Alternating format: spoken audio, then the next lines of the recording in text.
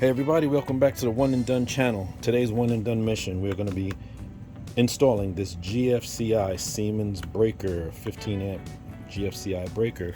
We're going to be replacing this old breaker, or the not old one, but this breaker, because this one is not GFCI protected. So we installed a water softener system. The water softener has an outlet that it needs to be plugged in. That plug needs its entire circuitry protected. And there's a couple of other things that go into the garage, and according to code, that any outlets or receptacles rather in a garage need to be GFCI protected. So we're going to install this in place of this. We're going to get that started. All right. Okay, safety first, right? First thing we got to do, this is a sub panel. We got to go to the main panel and shut that sub panel off. So this 100 amp dual breaker here, we got to take this, turn that off first. That will shut down the power to this sub panel so that I can safely open this thing up with this flathead screwdriver and these screws, and I can safely do that once we turn that off. Okay, so we got the breaker off that energizes this panel. We have identified this breaker, which is this is all de-energized now, and this breaker is connected to that wire there. We've identified that wire to be going down to this wire here. So I'm going to wiggle the one that it is. This one right here, that yellow one, that 20 amp cable, well 12.2 I should say, not 20 amp cable, but this 12.2 cable is the one that we're going to be working on and swapping out the breaker to that cable. Okay, quick lesson for the beginners, for all of you handymen or electricians, you know this stuff already, but we're trying to make this so everybody can learn. YouTube is great for that. I mean, I've learned a lot of stuff. YouTube University, right? So this is a GFCI breaker. Now this one is rated at 15 amps. It's the same amperage as that breaker as far as the tolerance is going to go, but it has this neutral cable attached to it. Now what we're going to do, the difference between the two of these is we're going to take this out. This neutral cable is going to the neutral bus bar that you see here. That is going to stop going there. We're going to put that into this breaker, and then we're going to attach the breaker's neutral to the neutral bus bar, and that's what's going to be different between this breaker and that breaker. So everybody knows that's what we're going to do. So we're going to go over exactly how to do that and steps of removing this one in, and how the wiring of this breaker is different from this breaker, although they're the same amp rating. Another thing that's very important, I have a Siemens breaker. You want to make sure, a Siemens box rather, you want to make sure that all this stuff matches. So I have a Siemens box, main panel, have a Siemens sub panel with Siemens breakers. This is a Siemens breaker. Now, which breakers are going to be compatible with your box, you're going to find on the box itself. In my particular box, if you can see here, it is a QPF. That is the type of breaker I have. That is what these are, QPF breakers. Now this is a QPF 2, but the 2 is just Siemens upgraded version of the QPF version, so these are compatible. But you got to remember to match your breaker type to your panels as well. You can't just, you can, but you should not, because some of them are compatible. They'll fit, but to stay in code and to keep everything safe, you want to use a Siemens breaker with a Siemens panel, and the type of Siemens, you also want to keep that consistent as well. Cool thing is they kind of tell you that. If you look at the packaging, it'll say it right here. It'll go with these different brands, these load centers. It says compatible with Siemens, Murray, or Gold, as well as ITE. So make sure that the compatibility chart that you're following, so you're not putting this like in a square D box or something like that. Now, as an extra safety precaution, what I usually do is I'm going to make sure, even though the breaker's off, I'm going to make sure that I test this actual voltage, because the breaker's off, you know, you never know, could be off, breaker could have messed up today. So I'm going to make sure I'm touching the ground here, and then I'm going to touch one of the hot leads over here and make sure I got no voltage going across this voltmeter. And as you can see, 00000, so there's nothing going in this box. So now I made sure that there is no electricity going to this box via the test.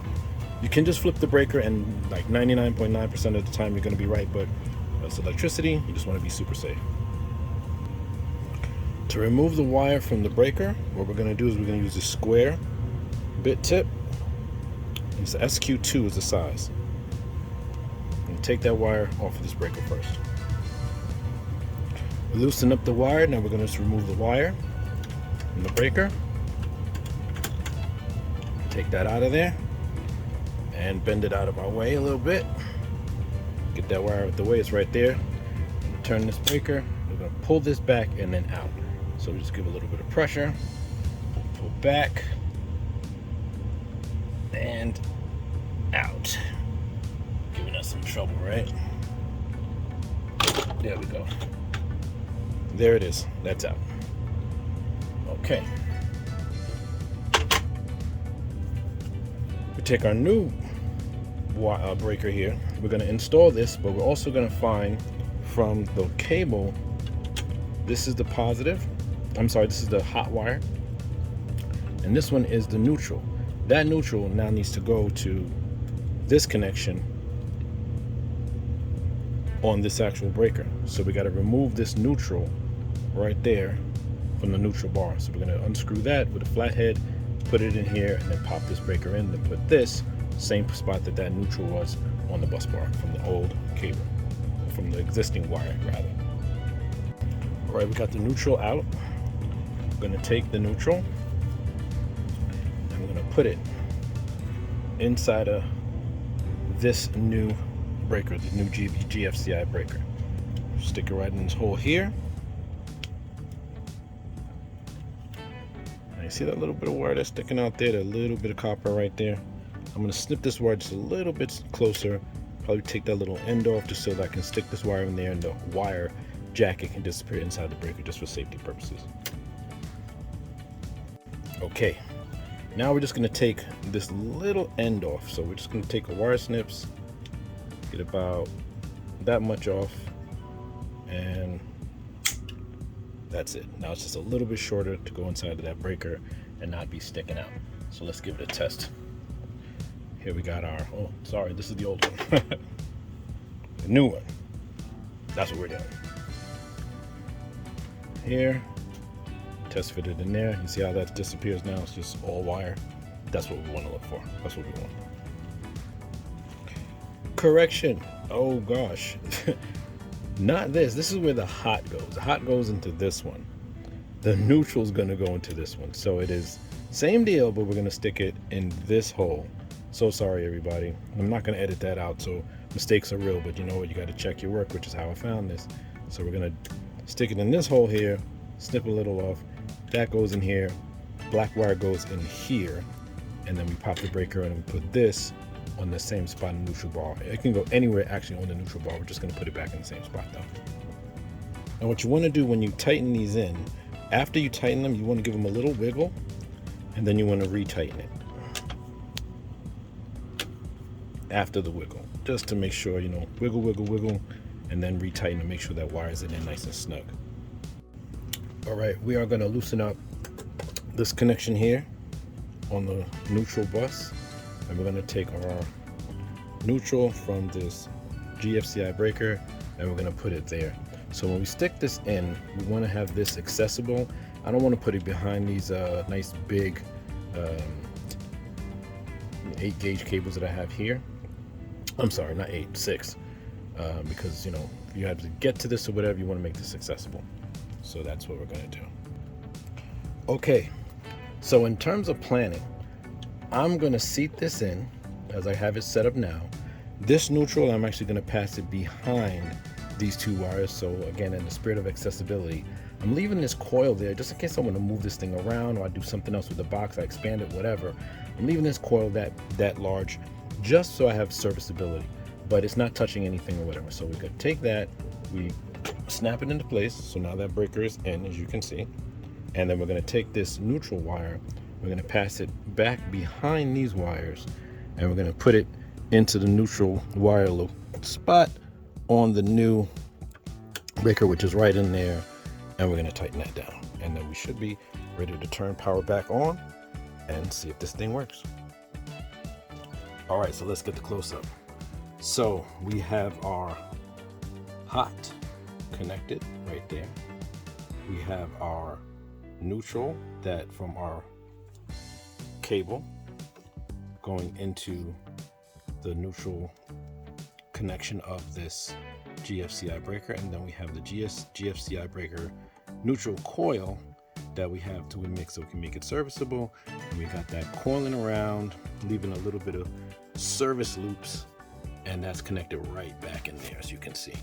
So this is ready to go. We are ready to go back to the main, turn this breaker back on, and then once we do that, we will crack this baby on and then give it a test by hitting the test button there, and then we should have a GFCI protected circuit. Okay, everybody, let's get it popping. Well, not popping, but let's get it tested. We don't want to pop anything. All right, breaker's back on. Let's come over here and do the live fire up. 1, 2, 3. That's all looking good. And we're gonna give it, got power here. Let's go to our water softening system. And we got power to the valve head. Valve head's flashing. Just gonna take a moment to, get itself together. And we are good. So now this is now a GFCI protected circuit. So if this thing goes crazy and water splashes and it gets on the outlet or the receptacle, to use the proper term, this breaker is going to get triggered, and that is going to protect the circuit from, burning the house down. Okay, everybody, that is the one and done of how to do this. Like, comment, subscribe. Thanks, everybody. On to the next project.